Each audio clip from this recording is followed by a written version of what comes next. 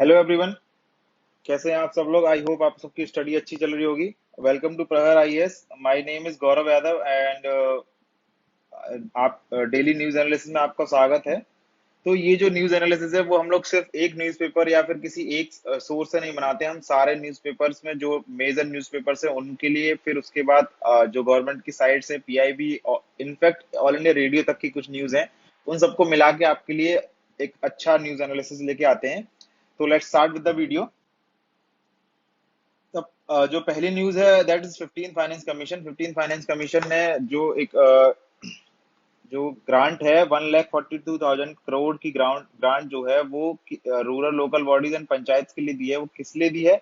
Water and sanitation के लिए 5 years के लिए, यानी कि जो हमारा अभी का जो फाइनेंशियल ईयर है 2021-22 टू 25-26, इन 5 सालों के लिए ग्रांट दी है, which has been recommended by the 15 Finance Commission will have a huge impact on ensuring these services in villages and thus on public health and quality of life in rural areas।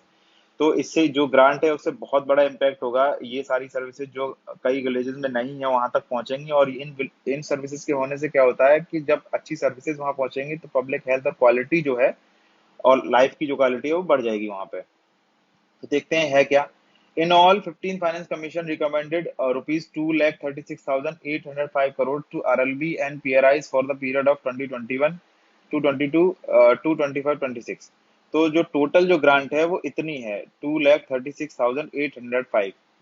ये किसको दी गई है? Rural local bodies को and Panchayati Raj institutions को ये दी गई है 5 सालों के लिए। Commission also identified water supply and sanitation as national priority areas.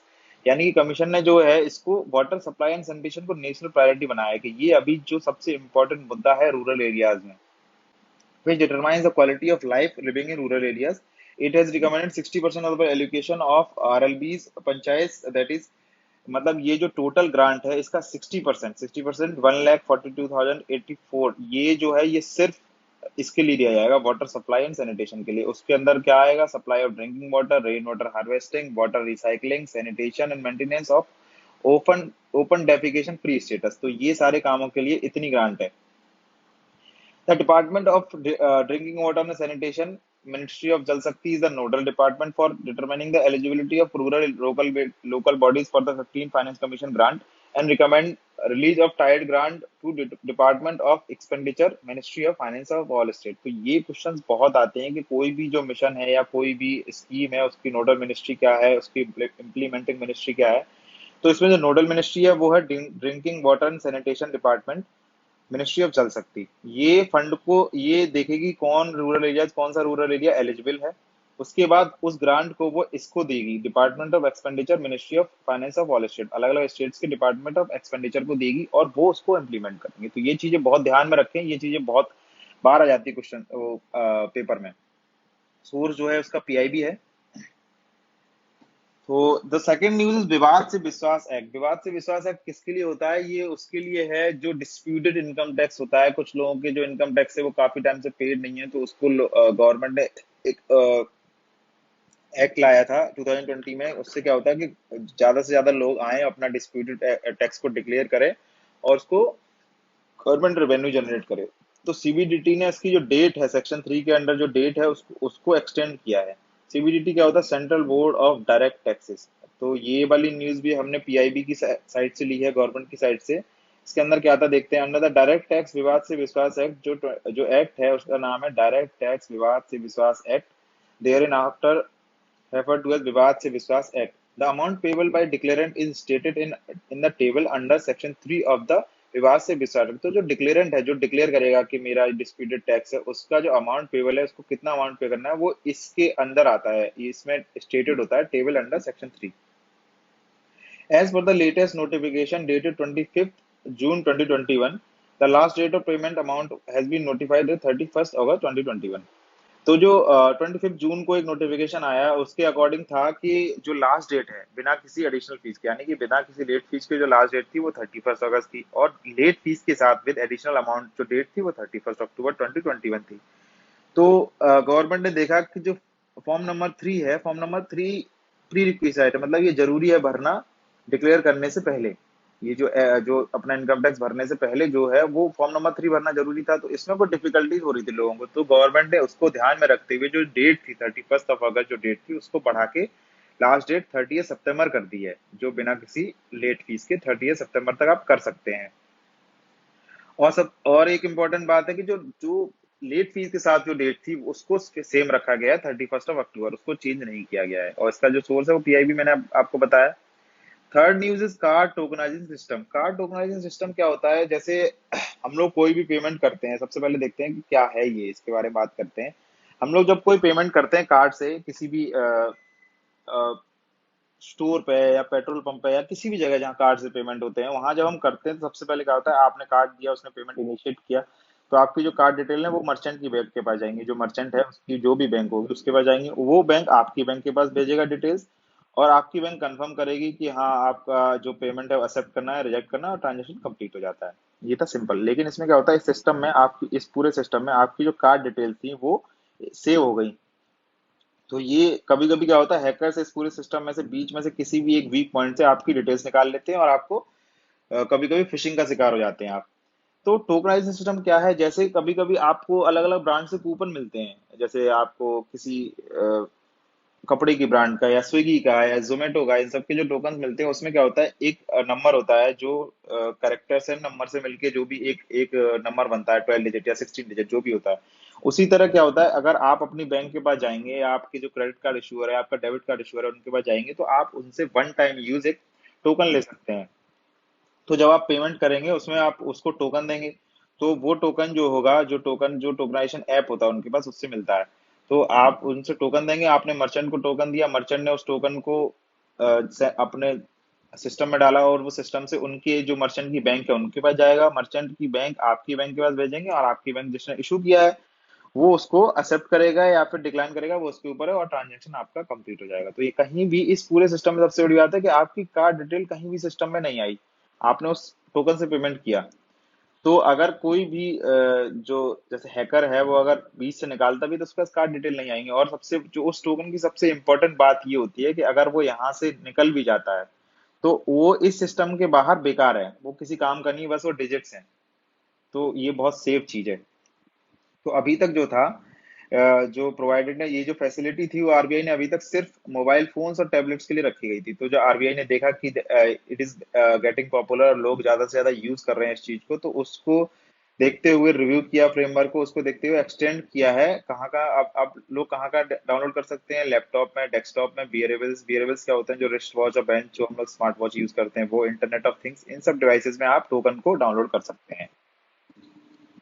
तो ये जो सोर्स है हमने ऑल इंडिया रेडियो से लिया है। आप देख सकते हैं कितने डाइवर्सिफाइड सोर्सेज हैं हमारे, मतलब हम एक सोर्स पर नहीं अटकते, आपको अलग अलग सोर्स से इंपॉर्टेंट न्यूज लाकर दे रहे हैं।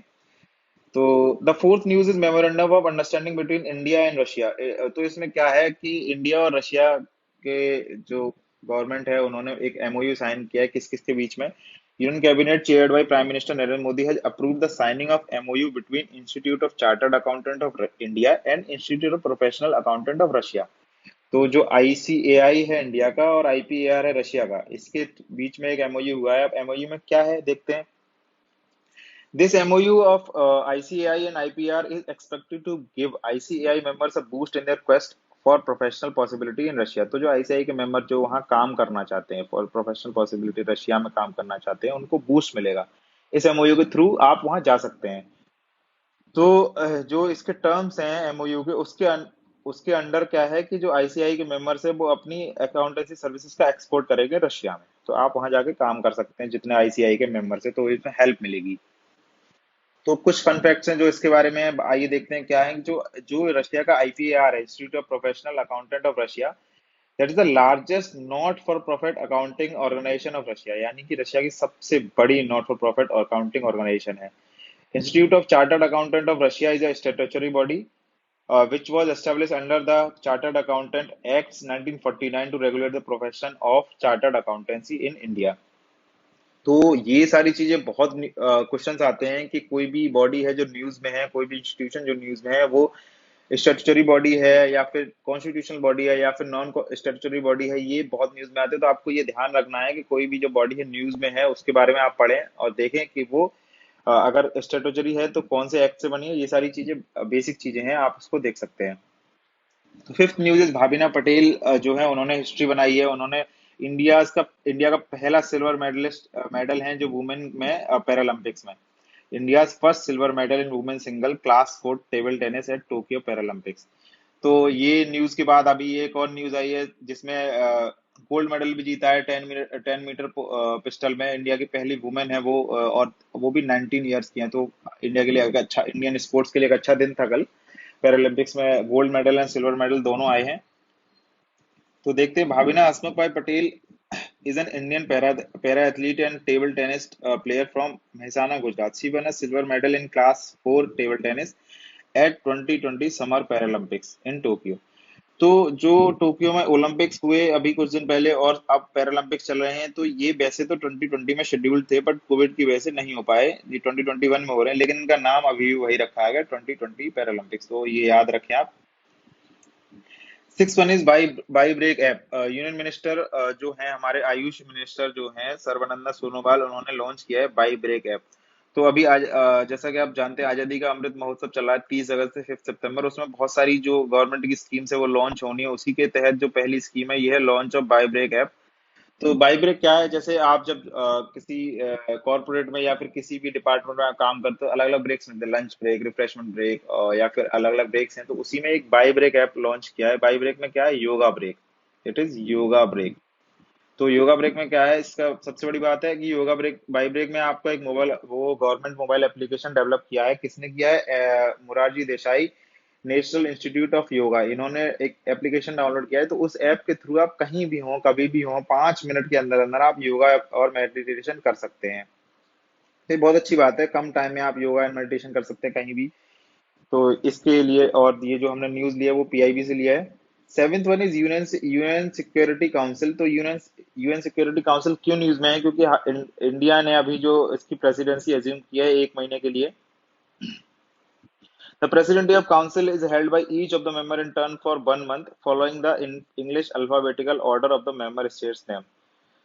तो इसकी जो प्रेसिडेंसी है वो, जो काउंसिल के सारे मेंबर है वो एक एक महीने के लिए लेते हैं। और इसको कैसे डिसाइड किया जाता है कि कौन कब आएगा, ये इंग्लिश अल्फाबेटिकल ऑर्डर में लिया जाता है। जैसे आप स्कूल में आपका रोल नंबर डिसाइड किया जाता था नाम के हिसाब से, उसी तरह इसमें ये डिसाइड किया जाता है कि कौन सा अगला प्रेसिडेंट बनेगा।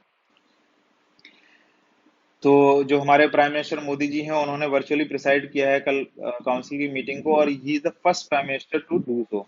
Last year when the UN celebrated 75 years of its foundation, India was elected to the council along with Ireland, Kenya, Mexico and Norway. India began its 8th term on January 1, 2021।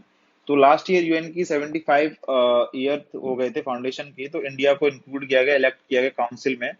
किस किस के साथ, Ireland, Kenya, Mexico और Norway, ये 5 country जो हैं, ये चार और अपना प्यारा भारत, इनको काउंसिल में ऐड किया गया है, इलेक्ट किया गया है। तो इंडिया ने अपना 8th टर्म स्टार्ट किया है। Since all other countries come after India sequentially, it gives India other another chance to assume the presidency in December next year. तो जो और कंट्रीज है काउंसिल में, वो इंडिया के बाद आती सिक्वेंस में। तो इंडिया को एक और चांस मिलेगा, जैसे ये 1 महीना प्रेसिडेंसी का, उसके बाद दिसंबर में एक और महीना मिलेगा प्रेसिडेंसी का।